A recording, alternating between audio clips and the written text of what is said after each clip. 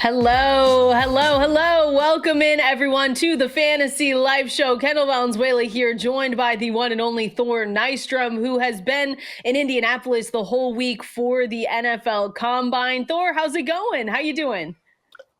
It's going well. Yeah, we've reached offensive line testing day here in Indianapolis. We're getting near the end. We have acquired a lot of information, so excited to talk through some risers and fallers with you today.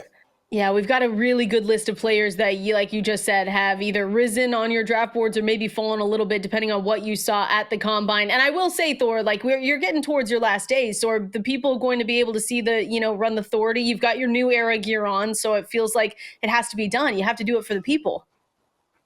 Yeah, I feel the sports books don't want me to because they know I'm going to go under my number and they're going to lose some money. But yeah, I mean, we've been stretching and we'll see if we can get out there on the field. There we go. There we go. Shout out to New Era though. Your stuff looks amazing. I'm gonna have our producer Swing give him a call. I want some of that. I've got my New Era, Seahawks hat on for today as well. So maybe they can look at some of those offensive linemen that you're gonna be talking about today. But let's get into it, Thor. We've got risers and fallers. We're gonna go through the key positions here. Let's start at quarterback. Someone that we talked about just a couple days ago in Tyler Shough out of Louisville. Actually, a quarterback riser for you. So I'm curious, what you saw from him. 40-yard dash time 4.63 from him, 10-yard split 1.61 seconds. What were your takeaways? He looked good. This was a kid who came out of high school and was a top recruit, originally signed at Oregon, obviously went to Texas Tech before finally finding himself at Louisville as a seventh-year senior. He always had the physical ability. He measures in here at 6'5", 219 pounds. You mentioned the 4.63 40, which was flying for a quarterback that big. Coming off of a good season for Tyler Shough, and then he had the good Senior Bowl. Now he has a good NFL Combine. He added a good throwing session as well, in addition to showing the wheels at that size. He needed a good pre-draft process after all the injuries that happened to him at Texas Tech, the season-ending ones, and then just being the seventh-year breakout guy. He's on the older end for a prospect, so he had to go out during the pre-draft process and impress, and he certainly is. Where does he land now for you among quarterbacks? I know that we've talked, Cam Ward, Shedeur Sanders, depending on where you look. Shedeur right now is your number one quarterback, Cam Ward coming in at number two. But where would Tyler Shough kind of go for you now? Well, yeah, I mean, right now we have the consensus top three quarterbacks, and I think after that you are jockeying for position. Jackson Dart after the big two there, and Tyler Shough in terms of the NFL's eyes. Some people are making the argument maybe that he's quarterback 4. Now he's lower in my rankings because of those durability concerns, because of the seventh-year breakout, because he is on the older end as well. That being said, I do think he's going to end up getting drafted higher than my quarterback 9 designation. This in conjunction with the Senior Bowl, his performance there, and his final season for Jeff Brom there at Louisville, I think he's got a decent shot at being one of the first 5 to 6 quarterbacks off the board. Again, he's a little bit lower on my board, but the NFL is very much going to be attracted to that size, athleticism, arm talent package he brings. I like it. Like you said, the 40-yard dash time, 4.63 second among quarterbacks there, as you can see on your screen. That was impressive. Let's go over to maybe a quarterback faller for you, unfortunately, in Dillon Gabriel out of Oregon. Struggled, at during the throwing drills at the Combine. So kind of what were your takeaways? Why is he a faller for you? Yeah, I mean, Dillon Gabriel, he decides not to athletically test. He did say that he is going to do that at the pro day in Eugene, at least the 40 and the couple jumps. He measured in to Indianapolis, 5'11", 205 pounds. The thing he decided to do was the throwing session, something that you think would have befitted his game, right? I mean, accuracy and placement are the two things with Dillon Gabriel. So you would have thought he would have done okay there. The arm strength has been a question in the past, but in terms of the data that we had from the Senior Bowl, he was closer to the top of the 6-7 quarterbacks that we saw down there. But that has been the biggest question of his evaluation, of course, the frame and then how strong is that arm or lack thereof. And he did not have a good good throwing session. He had a shockingly bad throwing session. And my supposition is that because Dillon Gabriel came into Indianapolis wanting to show people my arm is stronger than you think it is, and it appeared that he was overthrowing his balls. Like, you saw very uncharacteristic things from Dillon Gabriel, going back to his time Oklahoma and even before that. You saw worm burners. You saw him throwing over the heads of receivers. It was sort of push and pull with him. And then by the time we got to the deep throwing sessions, the area of the throwing session that you would have assumed he would struggle at if he was going to struggle at one heading in, it seemed like his arm was out of juice from him pulling it out of his socket, trying to show that he has more velocity than he actually does. Poor showing for Dillon Gabriel here. He's going to get another shot at his pro day. But yeah, the throwing session was all over the place for Dillon Gabriel. I remember too that when you were at the Senior Bowl, wasn't there some questions there as well where he had late throws, right? There were questions about his throwing abilities. He struggled with the accuracy at the Senior Bowl. So it felt like this was the time where you said, all right, well, maybe he can help his draft stock a little bit here at the Combine, but it just feels like it fell flat a little bit. That was more Jalen Milroe. I actually thought Gabriel was decent at the Senior Bowl. Yeah, and because he stayed within himself. I mean, he didn't wow anyone, right? I mean, you don't have the howitzer arm. You're the little pint-sized scrambling lefty. My comp for him is poor man's Tua. It's another pint-sized Hawaiian lefty. You have the accuracy. The arm strength limitations are what they are, but he seemed to stay within himself better at Mobile. And then here, like I said, you get out on this stage.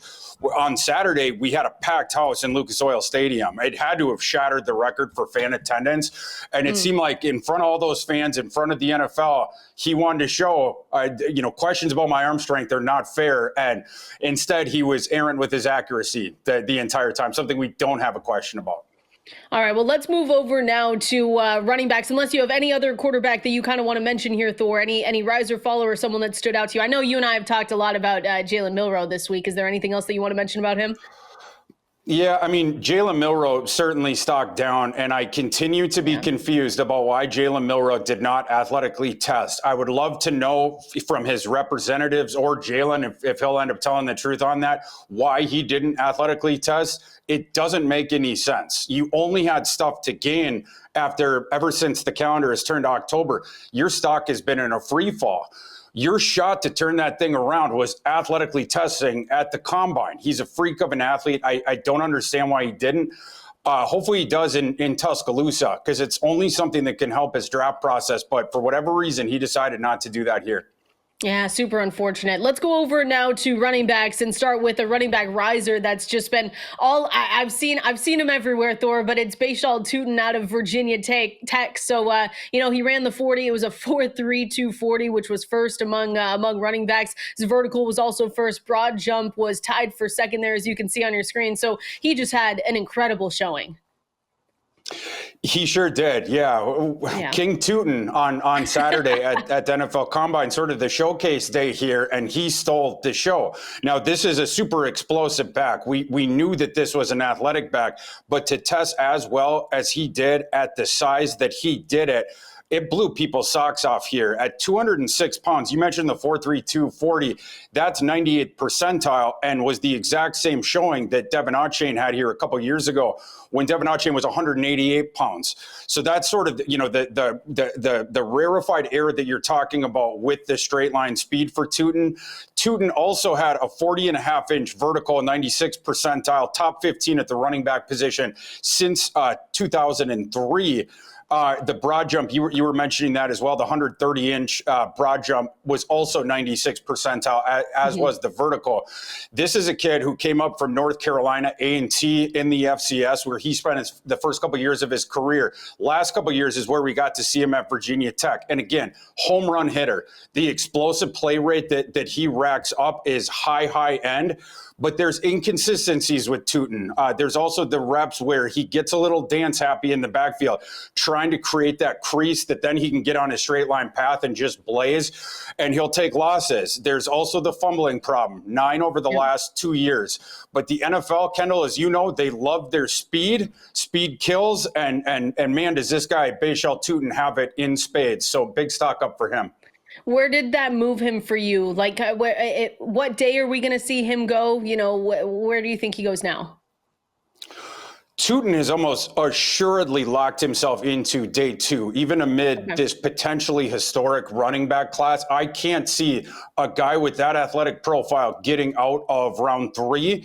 And the tape is pretty good. Like, you have to put up with the ball security thing, or as a coaching staff, more to the point, you're going to have a plan to try to improve that with Tuten. Some of those inconsistencies, you get the peaks and the valleys, but the peaks are really cool with Tuten, obviously. Right now, in my running back rankings, he's the 9, 10, 11 amongst those running backs. He is in that grouping for me. We're gonna get deeper into his tape and see if I can sort of suppose for him or talk through the idea of better ball security going forward. Can we improve those instincts just a little bit? But there's not many running backs in the NFL or who have ever played in the NFL that have the athletic juice that Tuten does. Their team's going to be very interested in that in April. Especially when you talk about this running back class, and you've talked about the depth that they have here, and we saw it at the combine that in general this class was really fast. It's something we've talked about for the last couple of days. 2025 average 40-yard dash time was 4.48. Just to give a comparison, in 2024 it sat at 4.52, and then 23 was a 4.51. So just overall, not only it's a deep class and it's a fast class. Yeah, fast class. We also have size here too, right? I mean, these aren't just scat backs. We had a whole bunch of running backs that were over 200 pounds that were in that 4.4 range. Or in Tuten's case, he was at the 206, but almost in the 4.2 range. So yeah, the testing that we saw on Saturday was indicative of that historical running back class that we had been forwarding. Let's do another running back riser in DJ Giddens out of Kansas State. When you look at some of his times, ran the 4.4340, which was tied for 7th. His vertical was also tied for 2nd there. And then as you can see on the broad jump, same, tied for 2nd in that one as well. So what did you see from Giddens? Was this more of a surprising player that came out and just kind of had a surprise performance, especially in those like explosive drills? What did you think? Well, Giddens, he sort of snuck into the process a little bit under the radar because his process hadn't started yet, right? Like some of these guys, a lot of them we saw down in Mobile or we're at the Shrine game. This was the first exposure that we had to Giddens of the process. He comes in, measures in at 6 foot, 212 pounds. The real eye-opener was that 4.4340 at that size. Extremely impressive when you're a threshold size back, getting around that 4.4 flat number. It was tied for 7th amongst the entire running back group. And we have a whole bunch of running backs in this class that are smaller than DJ Giddens. And then you look at the jumps, the explosion there, 10 foot 10 broad jump, finished just under 40 inches in the vertical leap at 39.5. Both of those were tied for 2nd amongst the running back group. DJ Giddens showed he is a premier athlete, 98th percentile size adjusted athlete. This is a guy who is an extremely good pure runner. He showed that at Kansas State, run heavy team. DJ Giddens was the bell cow there. The thing you're not going to get with DJ Giddens, which just nicks him a little bit, in the passing game. You don't get as much from DJ Giddens there. He fights the ball a little bit as a receiver. So you're going to have to pair DJ Giddens with a receiving back. But this is a day 2 value. DJ Giddens is a day 2 value. He locked himself in there with the testing profile here. A team can find him a receiving down back.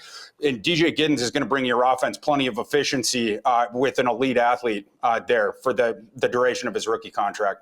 Yeah, I like that. I liked the more, surprise performance from him and being able to come out because there were questions, about sustainable speed and all of that. So for him to be able to come out and put those numbers out on your screen that you see is really impressive for him. Unfortunately, for some others, Thor, while we go over to the running back fallers, we have to talk and start off probably with Ollie Gordon out of Oklahoma State, 2nd to last in the 40 time when you see it on your screen, 4.6140, and then his 10-yard split was 2nd to last as well. So what happened or what didn't he do, this week to make him a riser for you? Yeah, Ollie Gordon, 2023 was one of the best running backs in college football. 2024, he fell way off. The team fell way off. And Ollie Gordon's counting stats basically got cut in half. And then you come into the pre-draft process, you're trying to turn that narrative around. He basically had a nondescript Senior Bowl. As far as that goes, was not one of the guys that shined. And then he comes here and doesn't test very well. Now, you have to say for him, the benefit of the doubt, he is one of the bigger backs in the class, 6'1.5", 226 pounds he comes in at. But yeah, running that 4.61 with the poor 1.6 flat 10-yard split, when you are surrounded by these Ferrari athlete running backs that we have in this class, it really stood out. We had one dude after another just burning down that track, and then Ollie Gordon comes out and was plodding down it. And again, the difference between what the other guys look like and Ollie Gordon, it did not flatter Ollie Gordon. Ollie Gordon probably should have saved his run for Stillwater, like Cam Scatterbo and a couple other guys are saving their runs for their pro day. But yeah, and another benefit of the doubt kind of a thing, I guess, his res was 8.09, Ollie Gordon. So he did come in as an 80th percentile size adjusted running back. The size certainly helps him with that. But I think the thing that got answered for us was in 2023, he had a big preponderance of breakaway runs, which is in part why he was able to accrue the video game stats that he had that season. I think we can now look back at that and realize that it was circumstantial, him getting those freeways and the lanes downfield. This is a guy who needs to work up to top speed, and his top speed isn't great as is, right? They thinned the box out at Oklahoma State. That helped him in 2023 when the team could throw a little bit, kept defenders out of the box. 2024, the defenses knew that Oklahoma State couldn't throw the ball. So they ganged up on Ollie Gordon a little bit, and certainly those explosive opportunities went away. But this is not going to be an explosive back at the next level. This is going to be a meat and potatoes between the tackles, kind of efficiency, short yardage type runner that gives you efficiency as well as a receiver. He doesn't drop the ball, but he's not going to give you the explosive receptions either. I see a poor man's Najee Harris here. You're sort of getting like 90% of Najee Harris across the board from when Najee Harris was coming out of Alabama. Ollie Gordon right now, probably still round 3, but with some of these guys rising, you are getting closer to that line and how many guys end up bypassing him. So could he drop into round 4, the top of round 4? But I think that's sort of the range that you're looking at with Ollie Gordon right now. And that's what I was going to ask you, with Ollie Gordon and a couple of the other fallers that we're going to be talking about here. It has to be, disappointing for him and for maybe people that expected a little bit more when you have on the other side a class of running backs that are deep, Thor. I mean, sometimes we're going to be talking about the wide receivers and it's not as deep as a class, but for some of these tight ends, these running backs, when you come out and don't have a good combine showing, a lot of these guys start to go ahead of you because they're just a little bit better and it's a deeper class. Yeah, that's it. I mean, this is certainly the deepest running back class in the decade where I've been doing NFL draft work. And, we have a decent idea of the top grouping of this running back class. But after that, it's sort of pick your flavor or what do you value in an evaluation. You look at the boards around the industry, or you even, Kendall, you look at the early dynasty drafts and stuff like how owners are drafting. People are all over the place with how they see the running backs that round 3 and later type values sort of on the consensus board. You have all kinds of different rankings for those guys. So to your point, you come out and you disappoint at an event like this athletically, coming off a down final season of college. Yeah, you don't like your odds as much of getting sorted to nearer to the top of that group after that consensus top grouping. So yeah, disappointing week for Ollie Gordon. Yeah, super disappointing. And same for Kaleb Johnson out of Iowa. That's another running back faller that we have to talk about. I know you were high on him coming into this process, and we've talked that you're going to probably have to move him down your board a little bit. But the big takeaway was that he was way slower than expected. You can see on your screen 4.57 40, which was tied for 19th, and then the 10-yard split over there 1.62, which was tied for last as well. So that had to have been something that I think a lot of people weren't expecting. Yeah, it was interesting because Kaleb Johnson was 90th percentile in breakaway rate last year in the FBS. And then we had reliable GPS data on Kaleb Johnson's high end speed, which was good. He had been clocked on the GPS on the field at 22 miles per hour or a tick above. The interesting thing, his run where he got the 4.57, which was 46th percentile, he still hit a little bit above 22 miles per hour max speed. He also had the 6th best max acceleration. However, so it's like, how did he get the 4.57 then? He got the 4.57 because his 10-yard split at 1.65 was in the 7th percentile. So that's sort of the thing that you're working with Kaleb Johnson here, where when he gets to his top speed, he is a burner at his size. He weighed into this event 224 pounds at 6'1". He can fly when he gets up there, the 22 miles an hour. Again, did it on the field, did it on the track, but you need that runway for him to access that speed. And of course, that came into play with his 40 time. The way he runs with the zone, this is a zone back, right? Mm-hmm. I mean, gap teams are not going to be interested in Kaleb Johnson. Zone teams are going to be very interested in him. The way that he runs with those stretch zone concepts, it sort of, I don't want to say it negates the speed thing, but other runners that sort of evoke this, Le'Veon Bell, Arian Foster, other guys that did not run very well, and guys that were sort of able to build up to their top speeds by manipulating second level defenders on those stretch zone concepts to have to declare the gap that they were coming through before the running back did. Kaleb Johnson has some of that same kind of stuff, and he was able to access his top speed plenty in Iowa City last year. It'll be interesting to see if he finds his destiny with one of those teams that has the perfect running scheme for him. Kendall, we've mentioned before on this show, Iowa's run scheme last year under Tim Lester was extremely similar to what the Packers run. That's where Tim Lester had come right before that. Also similar to what the 49ers and Rams run, a couple other teams around the NFL. So Kaleb Johnson needs to find a home like that. But if he does, I still expect a guy who is going to be tremendous in the NFL.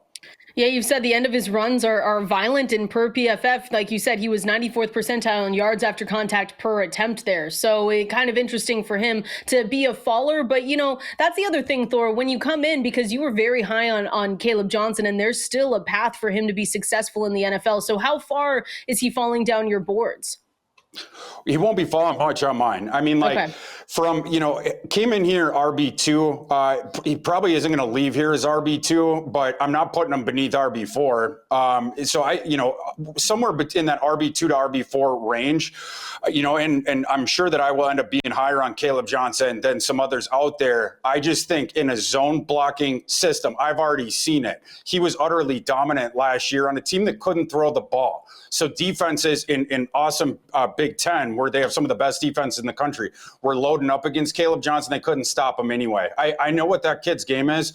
And as long as he gets into that zone blocking scheme in the NFL, like I said, I think he's going to have a tremendous career.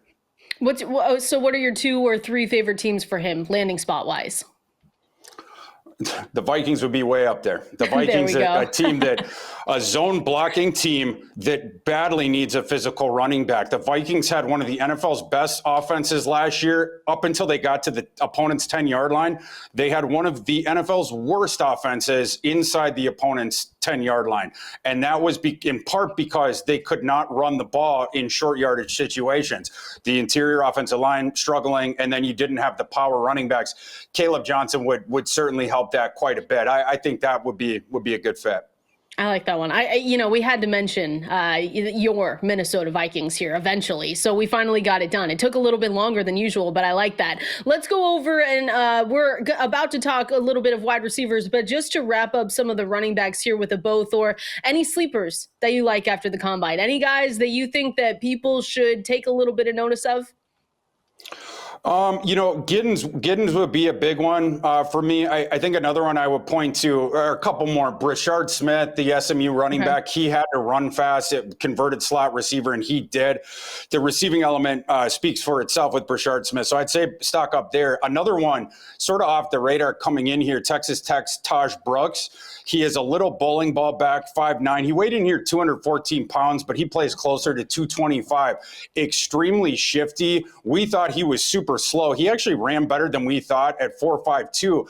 And with a bunch of the running backs skipping the 3-cone and the shuttle, those are 2 tests that are at the end of the day. So a lot of times you'll see people skipping those.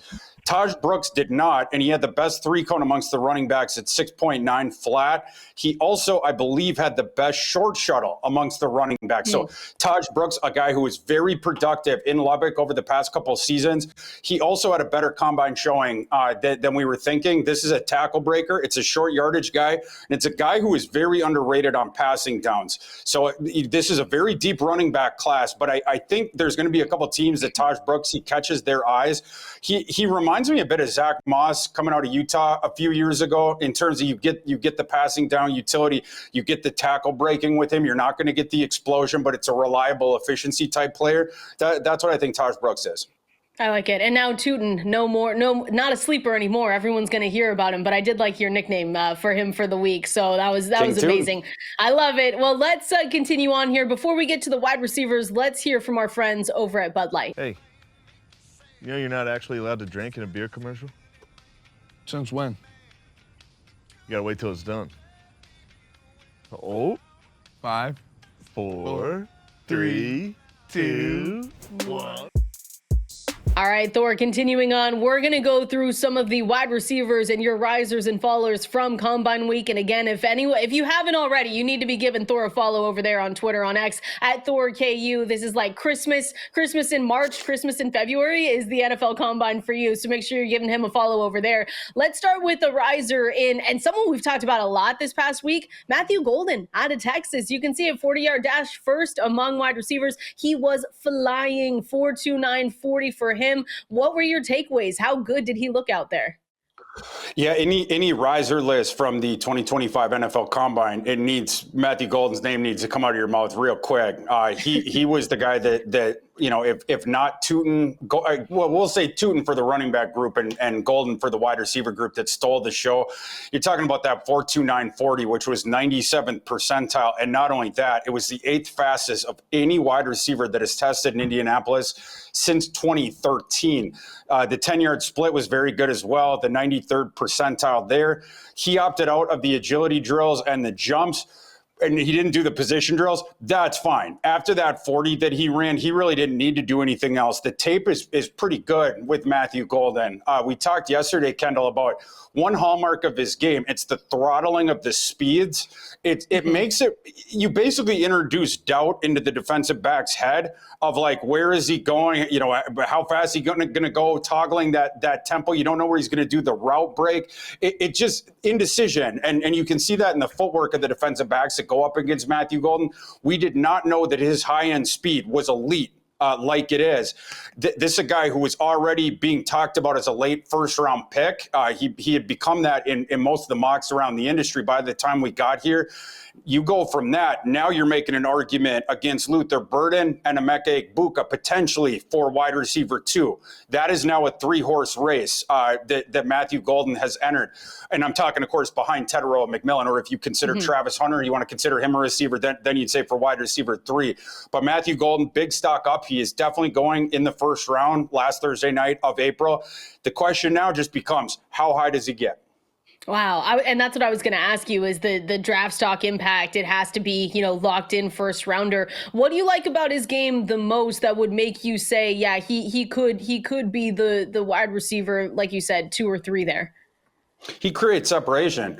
He at his podium session, they asked him what's the biggest strengths of your game, and he said route running, and then at the catch point. And I agreed with that. It's not just like the footwork and the know-how. Again, there's not many dudes with the toggling speed thing. That stood out on Matthew Golden's tape, and it's just another element where it just makes it really difficult. You're a defensive back. The cliche of running the route with the receiver. If you can't even tell what speed he's going, or it's sort of herky-jerky like that, obviously it is going to become all the more difficult to mirror his footwork. Matthew Golden is a guy like that. One other thing he brought up at his podium session that I totally agreed with is, I'm an interchangeable guy between the slot and the boundary. He can do whatever. Throughout his career, that was the case.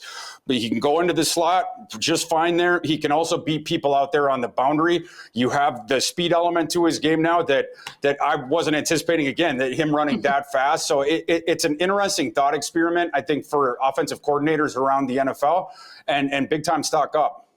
Well, last question on Golden, because he did excite a ton of people. Who's your comp for him right now? Or if you have to, change it out because of the speed thing, but who did you have coming in? Coming in, I have Brandon Ayuk.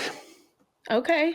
I like that. And we're gonna have to get back into the lab on that thing. But yeah, I really like elements of Matthew Golden's game, and now I just had to readjust that high end speed thing as far as he goes.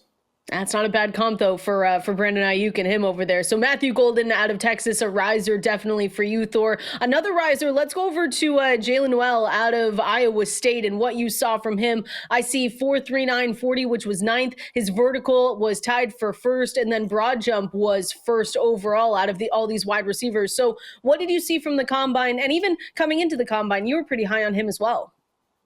Yeah, Jaylin Noel is having one of the best pre-draft processes of anyone in the 2025 draft class.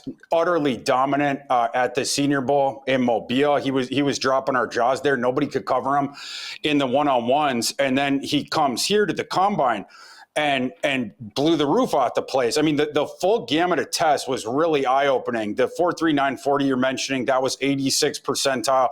The 41.5-inch vertical was like, oh my gosh, he almost jumped out of the building. 96th percentile. The broad jump was 97th percentile for Jaylin Noel. So we were lauding him for the route running and his know-how. It was a guy who consistently created the separation in Ames in college, and a reliable set of hands on that guy as well. You know, he formed that devastating 1-2 duo with Jaden Higgins on the outside there. But Noel showed that he is a better athlete maybe than we gave him credit for heading in. I think that he has locked his spot into round 2 in April. Okay. I think he's going to hear his name called at some point in the first half of Friday night there. This is a guy who is going to be a starting slot receiver in the NFL for a very, very long time. Yeah, that's impressive because I know we talked about him yesterday with Jaden Higgins as well and how talented they were based on all their grades, all the PFF grades. But the takeaway really was, I was going to ask you, do you think that he sneaks into the first round? But that sounds like probably not second round for him, but he drastically improved himself.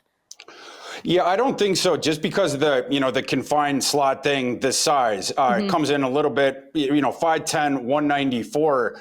But again, some of these slots that we've seen in recent years, you're going to put Noah above them. I was talking to you before, like in Mobile, the guy that he looked like on the field, it was Khalil Shakir, who had impressed us a couple years before. But Noel's a better athlete than Khalil Shakir is. So the ceiling is a bit higher. But you're just talking about someone in that line of continuum that's just a bit further out. And again, as far as a slot receiver, he's going to start in the NFL for a long time. It's just not a dominant boundary guy. So that's sort of where, the ceiling ends up getting capped there just a little bit.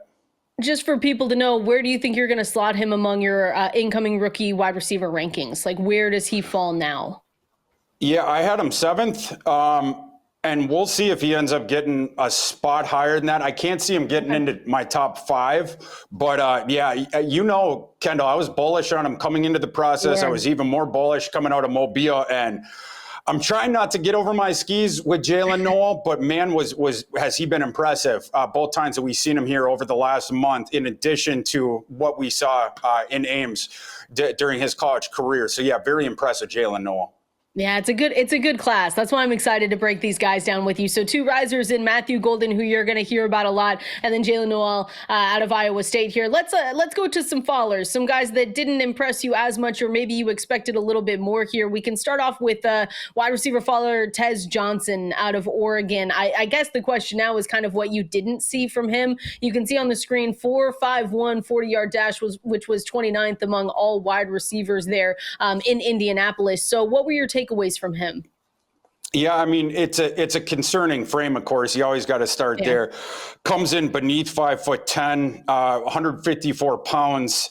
You're not going to see a smaller wide receiver prospect than that. And then for Terrance Johnson to run the 4.51, that's 51st percentile over all the wide receivers, right? In the data set. Now, his other tests were a bit better than that. But again, the context of the size of Terrance Johnson, he ends up having 7.66 RAS. Not horrible, but the arm length is gnat-like. The wingspan is gnat-like. You're on the very small frame with Terrance Johnson. And I don't think he's as good of a route. We talked about this yesterday. I don't think he's as good of a route runner as Tank Dell. Certainly does not have the foot speed that Tank Dell does. I didn't see the separation against the high-end guys like I saw with Tank Dell. And you're going to have, of course, the concerns about getting off the line. So you're going to have to make accommodations for Tej Johnson as far as that. But I don't see a Tank Dell caliber prospect here. I think Tej Johnson is going to go on day 3, maybe probably round 5, I would say. That's where I'd probably peg it. Now, maybe you can get into the back end of 4, but that's sort of where you're sitting right now is Tej Johnson. But yeah, definitely a stock down here. Yeah, it's unfortunate because I know we talked about him in a comp to Tank Dell, but he comes in and he's not only lighter than Tank Dell, he's slower, significantly slower than Tank Dell as well. So that feels like, when you look at that, and shorter. And so when you look at NFL general managers, they don't necessarily love betting on the guys that could be an outlier there. So it feels unfortunate for him because I know that we talked about him coming in, but yeah, day 3 is kind of where you have him slotted right now. That's right. Yeah. Like I said, late round 4 or round 5, that's probably where I peg him right now. But yeah, I know that Tej Johnson, just like Tank Dell, who is his good buddy now, his mentor. He told us in Mobile that they talk and text on the phone all the time. I know that just like Tank, Tej Johnson was hoping to prove enough here during the pre-draft process to get into day 2. I think those dreams are probably dead now. But he's going to get his shot in the NFL. Where could you see him excelling, right? Is it operating as the slot receiver in the NFL? Is it more return specialist right now? Like, what are the positives to his game?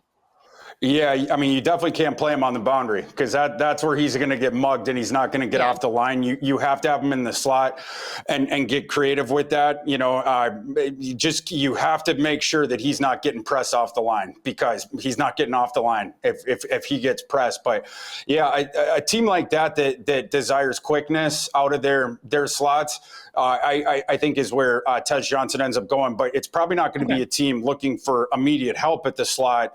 Now you're looking at coming into the NFL as a backup slot receiver. Your margin for error is not as wide there for Tej Johnson. So you're going to need to have a good camp coming out. Let's go over to another wide receiver faller. We're going out of UNLV to Ricky White over here. 4'6", 40. Thor, second to last among wide receivers. What didn't he show you during the combine in Indy? This one made me sad because I love Ricky White. I love watching Ricky White. UNLV the past couple of years, they had a super fun offense, and he was the alpha wide receiver 1 on that team. Over 1,000 yards both seasons, but he comes in here 6'1" on the lighter side, though 184 pounds. And he told us at his podium session that he was anticipating running in the 4.4s, which sort of my ears perked up at that because athleticism concerns at the skinnier size, though that's the question with Ricky White's profile. And so, it's like 4.4s, because if he had run in the 4.4s, you would have assuaged a big aspect of that question. It's a guy with good receiver film and a guy who's a special teams demon. This guy blocks kicks, he covers kicks, he does it all on special. He will be a court special teamer wherever he goes. But then he goes out and he runs the 4.62 with a poor 1.61 10-yard split. His Ricky White's 6.12 RAS was bottom 5 amongst all wide receivers that tested here.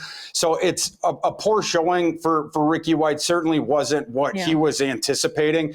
And now his dreams of going on day 2 in this class have been dashed. This is also a guy that's going to fall somewhere there on day 3. I know Ricky White now, he is probably banking on his special teams value, getting him a bit higher there. So maybe you can still get into round 4, despite being the 184-pounder running the 4.62. It's possible because he is going to, all the special teams coordinators around the NFL are going to be asking for Ricky White heading into the last Saturday of April.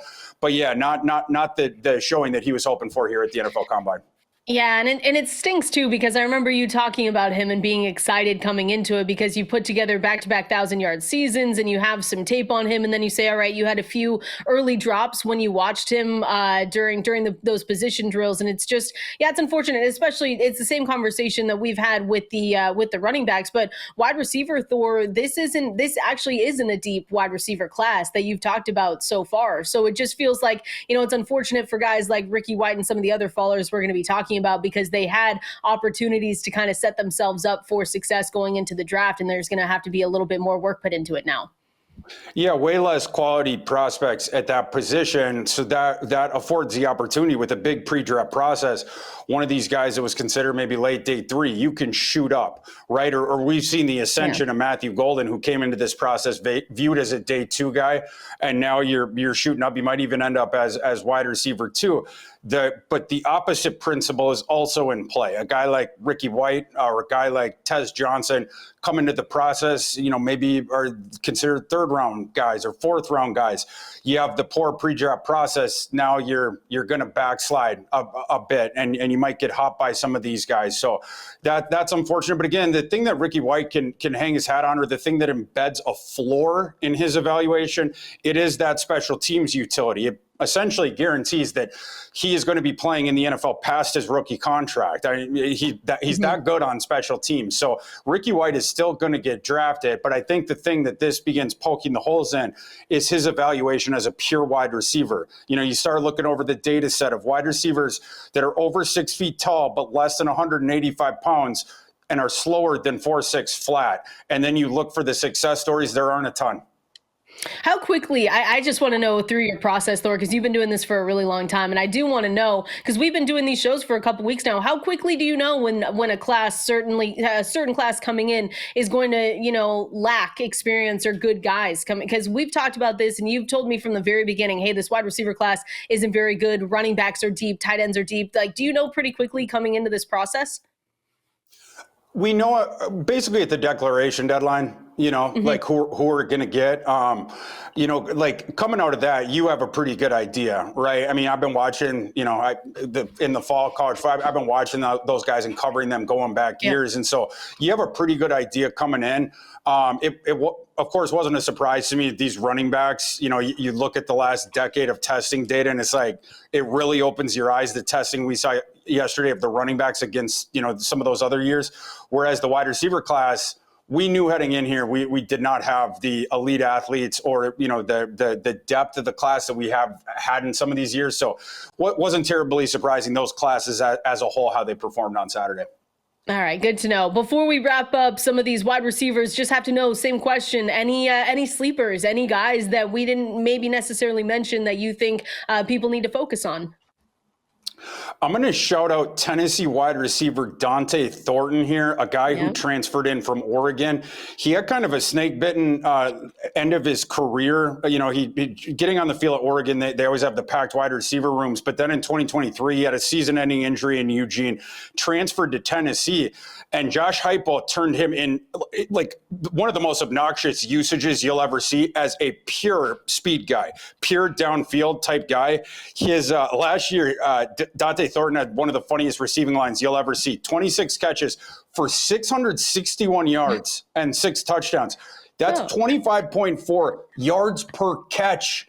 So, I mean, just utterly ludicrous. Again, just the deep ball utility. This guy, 6'5", 205 pounds.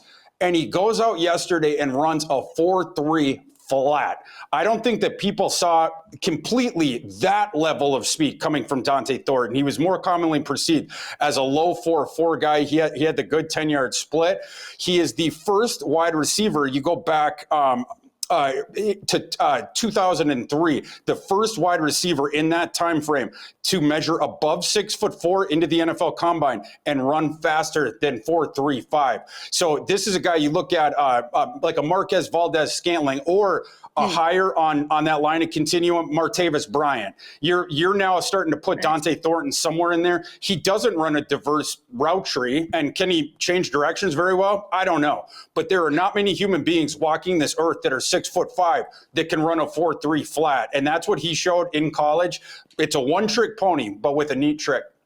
I like it. All right. Well, now let's go over to the tight ends who you've told us since the very beginning of the conversation we just had. It's a good tight end class. It's a deep tight end class. And for us in fantasy football, that is music to our ears. So let's start with the positives here with your tight end riser in Terrance Ferguson out of Oregon, 4.6, 340, which was first. And he was first also in the vertical. So what did you see from him in Indy? Yeah, he was absolutely tremendous at 6'5.5", 247. You come in as a 98, or you come out as a 98th percentile size adjusted athlete. You know, with the testing that he put up, the 4.6 340 was tremendous, particularly at his size. The 1.55 10-yard split was tremendous. Both of the jumps were tremendous. All those four things were all above the 90th percentile. His wingspan is right around the 90th percentile as well. So you're talking about a kid in a big frame. Proved that he was a good athlete. In college, he proved that he can play inline. You can inline or the slot, but he's one of the tight ends in this class that can play inline. So you have some versatility there, and he goes and shows off the athleticism. I mentioned when I was talking about Dante Thornton, how deep the Oregon receiving core has been the past couple of years. That was one of the reasons that Ferguson maybe didn't get as many targets as some of the other tight ends, but he did show receiving chops in college, and now is showing the NFL that he is one of the more athletic tight ends in this class. Can you just break down why you love this tight end class a bit more? Because we've talked about it, like we just said, with the running backs, you know what you're getting. What are you seeing from this tight end class that makes them so deep and so good? Well, I think there's 6 dudes here that are locks to be long-term starters in the NFL, and that maybe it ends with, whether you want to say Ferguson or Arroyo. But then even beyond that, you have a whole bunch of good, like, mix and match kind of guys, or guys that were nicked up in college, but I like their talent level. And so I think they might be better NFL players than they were in college. There's like, if I was in a personnel department in the NFL and I needed a developmental tight end and I had a sort of type for our system, you're going to be able to find that in this class. You're going to be able to shoot your shot on a 6th-round guy and actually have a chance that he could develop into something for you. Whether you're looking for the move sort of H-back guy, whether you're looking for a pure inline guy, we have a couple really fun blocking only tight ends here. We don't talk about it as much on the fantasy show, but you have stuff for different flavors. So I think between having the 2 enormous mega studs at the top of the class in Warren and Loveland, you have the guy who shattered all the receiving records in the FBS last year and Harold Fannin. And then beyond that, 3 other guys I think will be long-term starters. And like I said, I like the depth too. So I need to know, were you surprised? Because for fantasy football, for a long time, the history that is that we would always draft these rookie tight ends, but we would always have to say, well, you got to wait a little bit, right? They're not going to give you this great production their rookie seasons. And for the past 2 years, Thor, it's been Brock Bowers, and then it was Sam Laporta 2 years ago. And it feels like we're on this track now where we have enough data to say that, that might be thrown out the window. Like, you could have guys producing for fantasy football in their rookie season. So now it feels like another 3rd year coming in where we could get some really good production, like you just said, out of these guys. Yeah, especially when you make the effort to manufacture the touches for those guys in your system. And of course, Bowers got that, and Laporta got that. The full gamut of it, and winning downfield and stuff like this. That, some of that stuff takes a while because with tight end position, especially if you're in line, you sort of have these dueling job responsibilities and stuff like that. And that's why it is considered one of the slower developing positions. But Tyler Warren's going to come in and get manufactured touches from day one. Colson Loveland, we talked about his skill as a receiver. His game, maybe it takes just, maybe it's the second year where it totally flowers out, but he's going to be starting as a rookie. We'll just see the situation he ends up getting into because he's going to be playing slot wherever he ends up going. But yeah, in the future, he's going to get a lot of targets. I think Fannon's a guy that is also going to get manufactured touches in year one. So you have a shot for some guys to start faster here as well. Let's talk about, unfortunately, a faller in Gunnar Helm out of Texas. This was one, when we just talked about Terrance Ferguson, it was, which one is going to join their hometown Broncos, because both of them from there. But, for that Joker role that we've been talking about. But Gunnar Helm, unfortunately, a faller for you, 4.8, 4.40, which was second to last. And then he was last in the vertical. So what happened there? Yeah, we talked on Thursday night about Helm, where I couldn't understand why he tested. I just kept saying, why did he test? Why did he test? I am now even more confused about why he finished out the testing after new information has come out. Yeah, Gunnar Helm mentioned, we asked him about this at his podium session. Are you going to test? He was the only guy who didn't either say yes or no. He was like, if I'm feeling well enough, or it was something like that, if I'm feeling up to it. And it was like, what do you, then he goes out and he tests horrible. He had the 4.93 was the first 40-yard dash attempt, but the second one was 4.83, was terrible in all the other tests as well. Then it came out today on Sunday that Ian Rappaport tweeted out pictures of his foot. His agent is saying that Gunnar Helm twisted his ankle or sprained his foot on one of the runs, and his foot does look banged up. And Rappaport made sure to mention in the tweet that Gunnar Helm didn't tell anyone, so that's why he finished out the test. I'm not impressed with your toughness. There is such a thing as hurting your team by trying to play through something because you didn't want to tell the coaches. You didn't want to get pulled off the field. Gunnar Helm, that's the story that his side is trying to forward. We got injured early on in the testing. Gunnar didn't tell anyone, and then unknowingly to us, Gunnar finished his testing.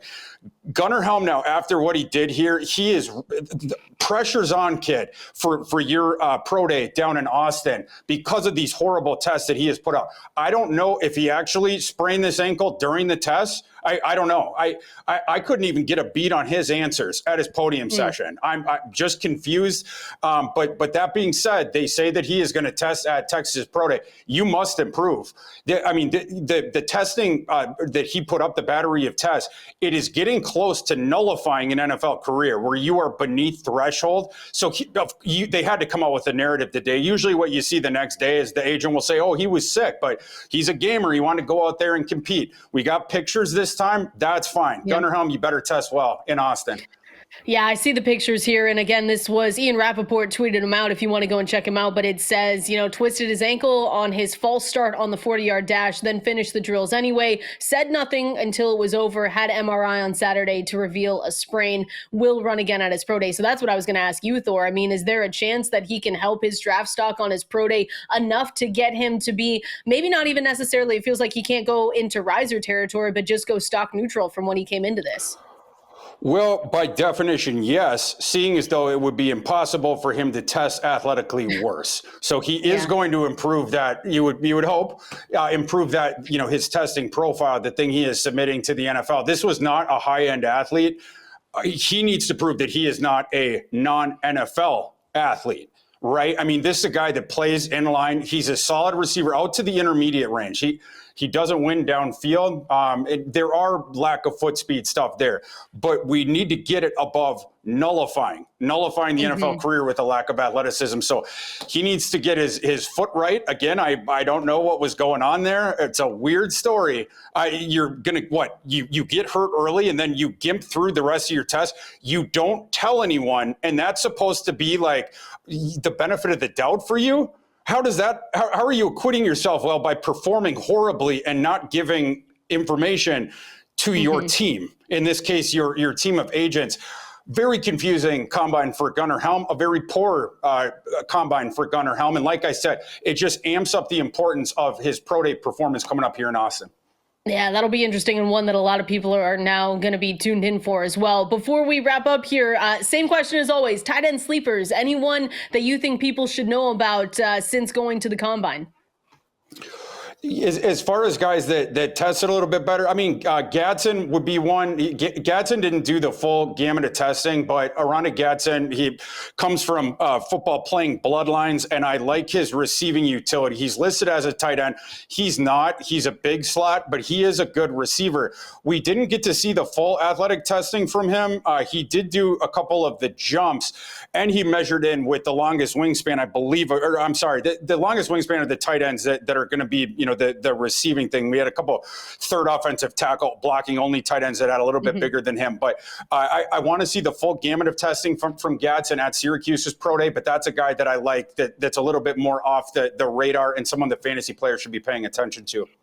Awesome. Well, Thor, great job over there in Indianapolis. I know it's a long, long week. And while it is your Christmas, everyone appreciates you being down there, boots on the ground, and giving us all the information and the great information we need to know. So again, make sure you're giving him a follow at ThorKU. Make sure you're following us on all our social platforms and going to fantasylife.com. That's where you're going to see a lot of the recaps, all of our articles 100% free. And while you are there, make sure you go and sign up for that newsletter and watch out for Thor's 40 time, because Thor, we have to see it eventually.